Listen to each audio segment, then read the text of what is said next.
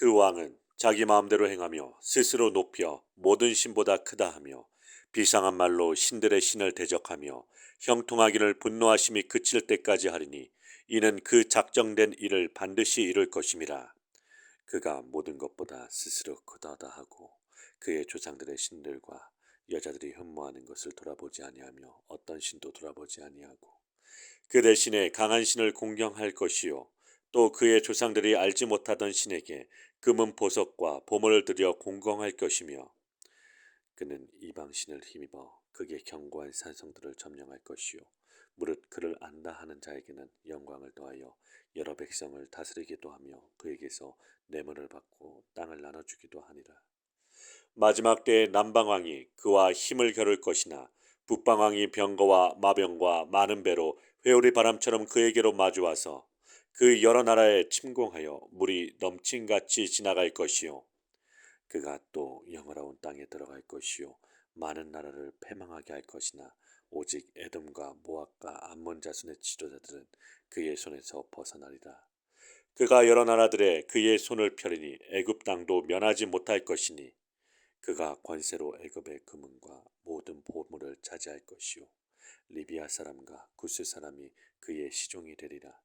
그러나 동북에서부터 소문이 이르러 그를 번민하게 하므로 그가 분노하여 나가서 많은 무리를 다 죽이며 멸망시키고자 할 것이요 그가 장막 궁전을 바다와 영화롭고 거룩한 산 사이에 세울 것이나 그의 종말이 이르르니 도와줄 자가 없으리라.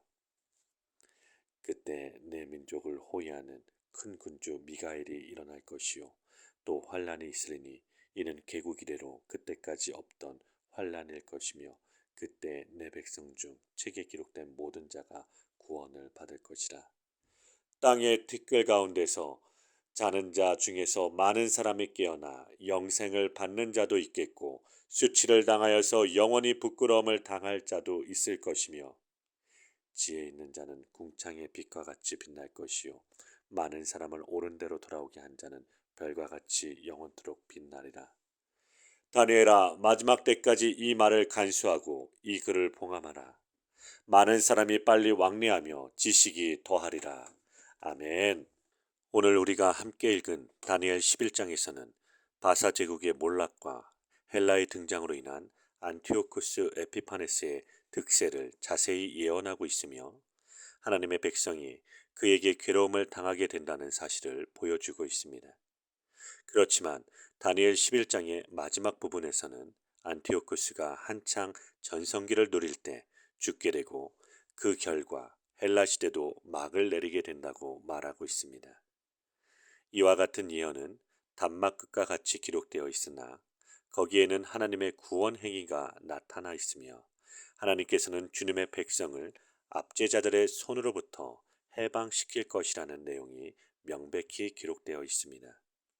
결국 다니엘에게 보여진 비밀한 예언은 오늘날 주님의 자녀들에게 하나님께서 예정하시는 하나님 나라의 최종적 통치자, 청지기는 바로 하나님께서 택하신 그리스도인들이라는 사실을 깨닫게 하여 주십니다. 안티오쿠스 에피파네스의 교만함이 극에 달한 모습이 어떻게 묘사되고 있을까요? 36절부터 37절에는 이렇게 설명을 하지요. 안티오쿠스 에피파네스는 스스로 자기를 높이는데 모든 신보다 더 높이고 만군의 하나님 여호와도 자기 밑에 내리는 큰 죄를 범하게 됩니다. 안티오쿠스는 자신의 공적이나 권위를 앞세워 스스로 높은 지위에 올려놓습니다. 그렇지만 하나님께서는 에피파네스를 들어 유다 백성의 죄를 지적하시며 징책하시는 방편으로 사용하셨기에 하나님의 분노가 그치는 때 이 에피파네스의 인생도 다 할 것입니다. 하나님께서는 오늘날 불신자들이 교만한 모습을 보일지라도 즉시 징계하시지 않는 이유는 그들을 통하여 하나님의 백성이 죄를 깨닫고 회개하기를 원하시기 때문입니다. 그러나 결국에 가서 불신자들은 자신들이 행한 대로 하나님으로부터 심판을 받게 될 것입니다. 오늘 본문을 보겠습니다.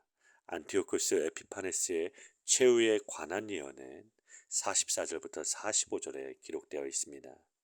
안티오쿠스 에피파네스는 들려오는 소문으로 번민하고 분노하여 많은 무리들을 죽일 것입니다.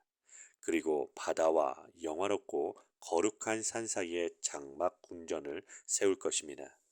그러나 그의 마지막이 이를 것인데 그때 그를 도울 자가 하나도 없을 것이라는 것입니다. 이 예언은 안티오쿠스 에피파네스가 유대인들을 박해하고 BC 165년 초 파르티아의 위협을 막기 위한 국경 수비를 공교히 하기 위해 동쪽으로 진군한 것에 관한 내용입니다. 에피파네스는 그해 겨울에 페르시아의 다베에서 병으로 죽음을 맞이하게 됩니다. 이 예언은 분명히 역사적으로 성취되었습니다. 그러나 주님의 자녀들은 이런 예언 속에서 불의한 압제자들의 종말이 반드시 오며 특히 하나님께서는 하나님의 백성들을 위한 목적을 반드시 이루시는 신실하신 분임을 우리는 굳게 믿어야 될 것입니다. 다니엘서 12장 1절에서는 말세의 환난 가운데서 어떤 자들을 구원할 것인가에 말씀하여 주십니다. 환난 중에도 책에 이름이 기록된 자는 모두 구원을 얻을 것입니다. 여기서 언급한 책은 생명책을 의미합니다. 이 책은 메시아 왕국의 백성들의 명단이 기록된 것으로 하나님께서 세상의 기초를 놓으시기 전부터 선택하신 자들을 기록한 책입니다. 따라서 책이란 하나님의 영원하신 경륜을 가리키는 말로 이해할 수 있고 그분의 책이란 택함 받은 우리들을 자신에게 속하도록 예정하고 영생으로 인도하시는 하나님의 영원한 경륜으로 볼 수 있습니다. 마지막 때에 밝혀질 두 종류의 사람에 대해서 2절 말씀에서는 이렇게 설명하고 있습니다.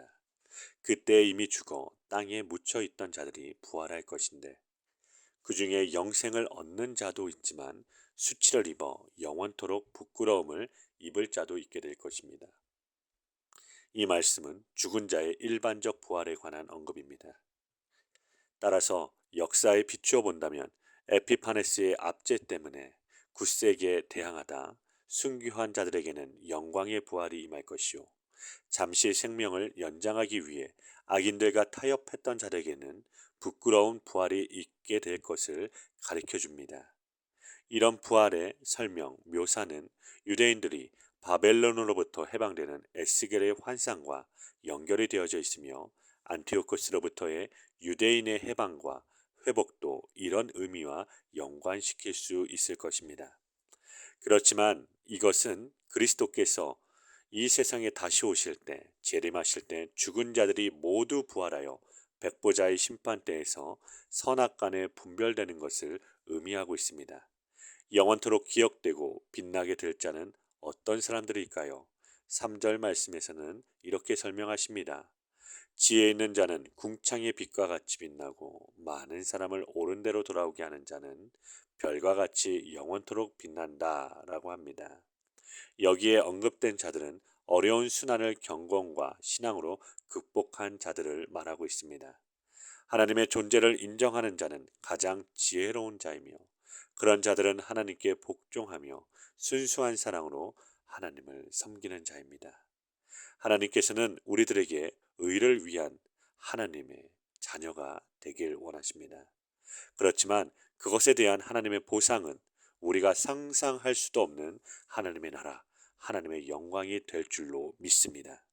사랑하는 광명교회 성도 여러분, 오늘도 어떠한 시련 속에서도 끝까지 믿음을 지키시며 세상의 영광은 순식간에 사라지는 덧없는 것일 뿐이지만 하나님의 나라는 영원하다는 것을 기억하시며 오늘 하루도 승리하시는 하루 되시기를 간절히 기도드립니다.